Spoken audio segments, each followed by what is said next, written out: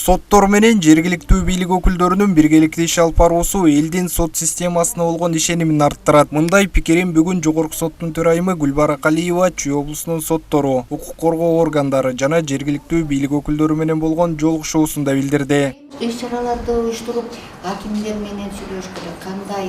Себеби алар эл менен непосредственно дегенде иштеген ошолор. Элдин көйгөйлөрү кайсы?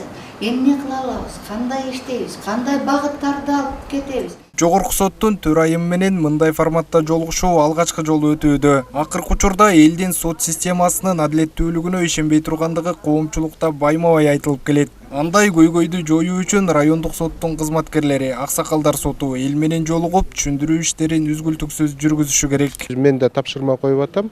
Жергиликтүү өзүн өзү башкаруу органдары жана акимдер ушу сот системасы менен бөлөк укук коргоо органдары менен биргеликтүү тыгыз иш алып баргыла деп атам да. Андан бөлөк элге жакын болуп, ошондо баягы элдик скотторго чогуу чыгып иштегиле деп. Мынакей бул тапшырманы дагы Жогорку соттун жетекчиси дагы маселе коюп атат. Ушу баягы элдердин скотуна дагы соттун төрагалары дагы чогуу барып катышкыла деп атат да.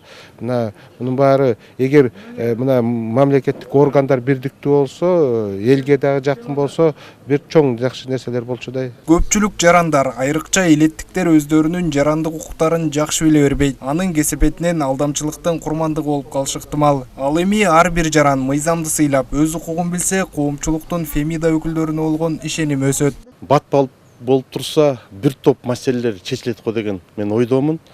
Ошол эле бүгүн айтылган жаш өспүрүмдөр арасындагы кылмыштуулукту азайтуу боюнча, ошол эле бүгүнкү биздин коомдогу жер маселеси боюнча дагы маселелер чечилет го деген ойдомун да.